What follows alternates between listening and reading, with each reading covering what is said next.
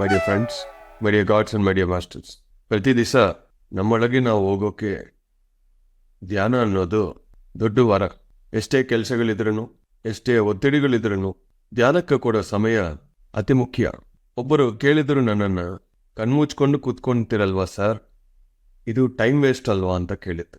ಪ್ರಶ್ನೆ ಒಳ್ಳೆ ಪ್ರಶ್ನೆ. ಏನು ಮಾಡ್ತಾ ಇಲ್ಲ, ಬರೀ ಕಣ್ಮುಚ್ಕೊಂಡು ಕೂತ್ಕೊಳ್ತಾ ಇದ್ದೀರಿ 1 ಗಂಟೆ 2 ಗಂಟೆ 3 ಗಂಟೆ.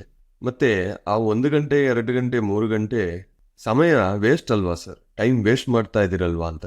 ಬೇರೆಯೊಬ್ಬರ ಬಗ್ಗೆ ನಾವು ಗಾಸಿಪ್ಸ್ ಮಾತಾಡಿದ್ರೆ ಅದು ಸಮಯ ವೇಸ್ಟ್. ಕಣ್ಣು ಓಪನ್ ಮಾಡಿ ಏನು ಮಾಡಿಲ್ಲ ಅಂದ್ರೆ ಅದು ಟೈಮ್ ವೇಸ್ಟ್. ಧ್ಯಾನ ಮಾಡೋ ಸಮಯ ಕಣ್ಣು ಮುಚ್ಕೊಂಡು ನಾವು ಇಲ್ಲಿ ಇರಲ್ಲ ಅಂದ್ರೆ ಸಮಯ ಒಳಗೇನೆ ನಾವು ಇರಲ್ಲ, ಅದು ಸಮಯ ವೇಸ್ಟ್. ಈ ಕಣ್ಣಿಗೆ ಏನು ಕಾಣಿಸಲ್ಲ, ಈ ಶರೀರ ಒಳಗೆ ಏನಾಗ್ತಾ ಇದೆ ನಮಗೆ ಗೊತ್ತಾಗಲ್ಲ. ಆದರೆ ಒಳಗಿರೋ ಆತ್ಮ, ಬೇರೆ ಶರೀರಗಳು, ಅದು ಕೆಲಸ ಅದು ಮಾಡ್ತಾನೆ ಇದೆ, ಅದು ವೇಸ್ಟ್ ಅಲ್ಲ. ಯಾವುದು ನಮಗೆ ಅರ್ಥ ಆಗಲ್ವೋ ಅದು ನಾವು ವೇಸ್ಟ್ ಅಂತ ಅನ್ಕೊಂತೀವಿ. ನಮ್ಮೊಳಗಿರೋ ವೇಸ್ಟ್ ಹೋಗೋಕೆ ಧ್ಯಾನ. ಪ್ರತಿ ದಿವಸ ಅವ್ರವ್ರ ಧ್ಯಾನ ಅವರೇ ಮಾಡ್ಕೋಬೇಕು ಅಂತ ಹೇಳ್ಬಿಟ್ಟು ನಾವು ಹೋಗ್ಬೇಕು. ಇಲ್ಲಿ ನಾವು ಒಂದು ಪ್ಲಾಟ್ಫಾರ್ಮೇ ಕ್ರಿಯೇಟ್ ಮಾಡಿದ್ದೀವಿ. ಪ್ರತಿಯೊಬ್ಬರನ್ನ ಇನ್ಸ್ಪೈರ್ ಮಾಡಿ, ಜೊತೆ ಧ್ಯಾನ ಮಾಡಿ ರಿಸಲ್ಟ್ಸ್ ಒಟ್ಟಿಗೆ ಓಡ್ಬೋದು ಅಂತ ಒಂದು ಇನ್ಸ್ಪಿರೇಷನಿಂದ ಈ ಒಂದು ಧ್ಯಾನ ಕಾರ್ಯಕ್ರಮಗಳು ನಡೀತಾ ಇದೆ. ಇಂಗ್ಯಾನ್ ಚಾಲೆಂಜ್ ಆಗಲಿ, 11 ಗಂಟೆ ಈ ಮೆಡಿಟೇಷನ್ 365 ಆಗಲಿ, ಈ ಎರಡಿಂದ ತುಂಬ ಲಾಭಗಳು ಪಡೆದಿದ್ದಾರೆ ಎಷ್ಟೋ ಜನ. ಇದು ನಿರಂತರ ಕಂಟಿನ್ಯೂ ಆಗ್ತಾ ಇರಬೇಕು. ಆವಾಗ ಹೊಸೊಬ್ಬರಿಗೆ ಒಂದು ಅವಕಾಶ ಸಿಗ್ತಾ ಇರುತ್ತೆ. ಹೊಸೊಬ್ಬರಿಗೆ ನಾವು ಧ್ಯಾನ ಹೇಳ್ಬಿಡ್ಬೇಕು. ಆಲ್ರೆಡಿ ಒಂದ್ಸತಿ ನಾವು ಹೇಳಿದ್ರೆ ಅವರನ್ನು ಫಾಲೋ ಅಪ್ ಮಾಡೋ ಅವಶ್ಯಕತೆ ನಮಗಿಲ್ಲ. ಯಾಕೆಂದ್ರೆ ಅವ್ರಿಗೆ ವಿಷಯ ಗೊತ್ತು. ಅವ್ರನ್ನ ಇನ್ಸ್ಪೈರ್ ಮಾಡಿದ್ರೆ ಸಾಕು. ಮತ್ತೆ ಮತ್ತೆ ಹೋಗಿ ಯಾರು ನಾವು ಪಿನ್ ಪಾಯಿಂಟ್ ಮಾಡಬಾರ್ದು. ನೀವು ಮಾಡ್ತಾ ಇಲ್ಲ, ಅವ್ರವ್ರ ಇಷ್ಟದಿಂದ ಅವರೇ ಬರ್ತಾರೆ. ನಾನು ಎಷ್ಟೋ ಜನ ನೋಡಿದ್ದೀನಿ, ಧ್ಯಾನ ಬಗ್ಗೆ ಗೊತ್ತು, ಬಟ್ 5 ವರ್ಷ 6 ವರ್ಷ ಆದ್ಮೇಲೆ ಶುರು ಮಾಡ್ತಾರೆ. ಕರ್ನಾಟಕದಲ್ಲಿ ಇರೋ ಪ್ರತಿಯೊಬ್ಬ ಕನ್ನಡಿಗರಿಗೆ ಧ್ಯಾನ ಅಂದ್ರೆ ಶ್ವಾಸದ ಮೇಲೆ ಗಮನ ಅನ್ನೋ ವಿಷಯ ನಾವು ತಲುಪಿಸ್ಬೇಕು. ಸಾಕು. ಮಾಡೋದು ಇಲ್ಲಾಂದ್ರೆ ಆಮೇಲೆ ಮಾಡೋದು, ಇಲ್ಲಾಂದ್ರೆ ಬೇಡ ಅನ್ನೋದು ಅವ್ರವ್ರ ಇಷ್ಟ. ವಿಷಯವನ್ನು ನಾವು ಹೇಳಬೇಕು. ಸಮಯ ವೇಸ್ಟ್ ಮಾಡಬೇಡಿ. ನಮ್ಮ ಕೈಯಲ್ಲಿ ಇರೋ ಸಮಯನೇ ತುಂಬ ಕಮ್ಮಿ. ಈ ಸಮಯ ಮತ್ತೆ ಬರಲ್ಲ. 1 ವರ್ಷ ಆದಮೇಲೆ ಈ 11 o'clock ಮೆಡಿಟೇಷನ್ 365 ಡೇಸು ರೆಗ್ಯುಲರ್ ಆಗಿ ಅಟೆಂಡ್ ಮಾಡೋವ್ರಿಗೂ ಗೊತ್ತು ಎಷ್ಟು ಬದಲಾವಣೆ ಬಂದಿದೆ. ಒಂದು ಇಂಗ್ಯಾನ್ ಚಾಲೆಂಜು ಅಟೆಂಡ್ ಮಾಡಿರೋರ್ಗೆ ಗೊತ್ತು ಒಂದು ಚಾಲೆಂಜಿಂದ ಎಷ್ಟು ಬದಲಾವಣೆ ಬಂದಿದೆ. ನಿನ್ನೆ ಒಬ್ಬರು ಹೇಳ್ತಾ ಇದ್ರು, ಎಷ್ಟೋ ಬುಕ್ಸ್ ಇದೆ ಸರ್ ಮನೆಯಲ್ಲಿ, ಓದ್ತಾನೇ ಇಲ್ಲ. ಈಗ ನೋಡಿ ಇಂಗ್ಯಾನ್ ಚಾಲೆಂಜಿಂದ 2 ಬುಕ್ಸ್ ಕಂಪ್ಲೀಟ್ ಮಾಡಿದ್ವಿ. ಇಲ್ಲಾಂದ್ರೆ ಬರೀ ಶೋಕೇಸ್ ಪೀಸ್ ಆಗಿಬಿಡುತ್ತೆ ಪುಸ್ತಕಗಳು. ಎಲ್ಲಿ ಹೋಗಿದ್ರು ಪುಸ್ತಕ ಎಲ್ಲ ತಗೊಂಡು ಮನೆಯಲ್ಲಿ ಇಟ್ಕೊಳ್ತಾರೆ. ಓದೋದು ಯಾವಾಗ? ಓದಬೇಕು. ಸಮಯ ವೇಸ್ಟ್ ಮಾಡಬಾರದು. ನಮ್ಮ ಸುತ್ತಮುತ್ತ ಏನಿದೆಯೋ ಅದು ನಮ್ಮನ್ನು ಇನ್ಫ್ಲೂಯೆನ್ಸ್ ಮಾಡ್ತಾ ಇರುತ್ತೆ. ನಮ್ಮ ಸುತ್ತಮುತ್ತ ಒಂದು ಪುಸ್ತಕ ಇದ್ರೆ, ಸಮಯ ಸಿಕ್ತರೆ ಆ ಪುಸ್ತಕ ತಗೊಂಡು ಒಂದು ಪಾಯಿಂಟ್ ನೋಡ್ಬೋದು. ಯಾರಾದಿದ್ರೆ ಅದನ್ನು ಹಂಚ್ಬೋದು. ಫ್ರೀ ವಿಲ್ ಅಂತಾರೆ ಅರ್ಥದಲ್ಲಿ. ಈ ಭೂಮಿಯಲ್ಲಿ ಇರೋದು ಫ್ರೀ ವಿಲ್. ಬಟ್ ಏನು ಮಾಡಬೇಕಂದ್ರೂ ನಿಮಗೆ ಅವಕಾಶ ಇದೆ, ಸ್ವತಂತ್ರ ಇದೆ. ಆದರೆ ಏನೇ ನೀವು ಮಾಡಿದ್ರೂ ಅದು ಕಾನ್ಸಿಕ್ವೆನ್ಸಸ್ ನೀವು ಫೇಸ್ ಮಾಡಬೇಕು.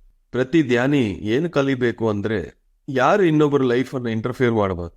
ಮಾಡಿದ್ರೆ ಅದನ್ನು ಕಾನ್ಸಿಕ್ವೆನ್ಸಸ್ ನೀವು ಫೇಸ್ ಮಾಡಲೇಬೇಕು.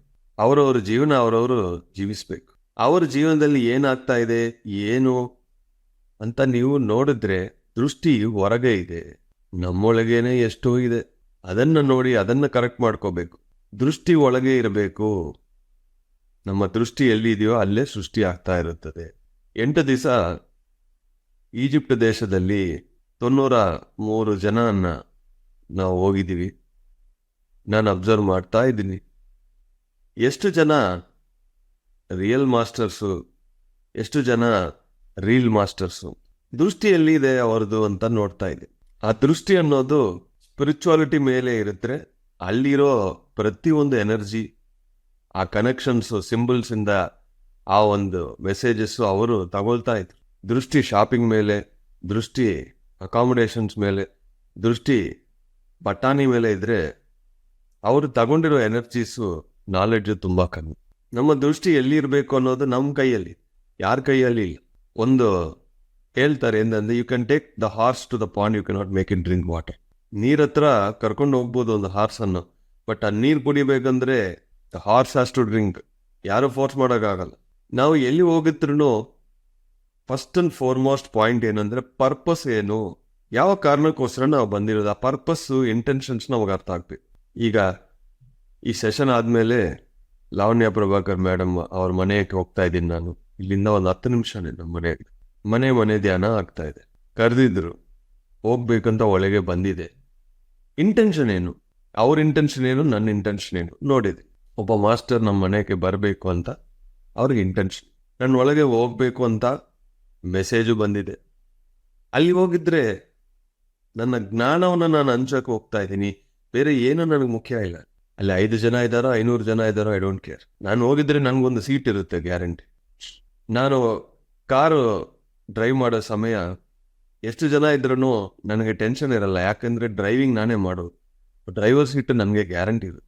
ಯಾವ ಕ್ಲಾಸ್ಗೆ ಹೋಗಿದ್ರೂ ಮಾಸ್ಟರ್ ಸೀಟ್ ಒಂದು ಗ್ಯಾರಂಟಿ ಇರುತ್ತೆ, ಅಷ್ಟೇ. ನನಗೆ ಯಾವ ಟೆನ್ಷನ್ ಇರಲ್ಲ. ಹೋಗಿದ ತಕ್ಷಣ ಅಲ್ಲಿ ಕೂತ್ಕೊಂಡು ನನ್ನ ಕೆಲಸ ನಾನು ಮಾಡಿಬಿಟ್ಟು ನಾನು ಬರ್ತೀನಿ ಅಷ್ಟೆ. ಎಷ್ಟು ನೀವು ಇಲ್ಲಿ ಫ್ರೀಯಾಗಿರ್ತೀರೋ ಟೈಮನ್ನು ನೀವು ವೇಸ್ಟ್ ಮಾಡಲ್ಲ. ಯಾರು ಕಸ ಇಲ್ಲಿ ದಯವಿಟ್ಟು ಹಾಕ್ಕೋಬೇಡಿ. ಅದು ನಿಮ್ಮ ಸಮಯವನ್ನು, ನಿಮ್ಮ ಎನರ್ಜಿಯನ್ನು ಕ್ಷೀಣಿಸ್ತಾ ಬರುತ್ತೆ. ಎನರ್ಜಿ ಹೆಚ್ಚಾಗ್ತಾ ಹೋಗ್ಬೇಕು. Thank you very much masters.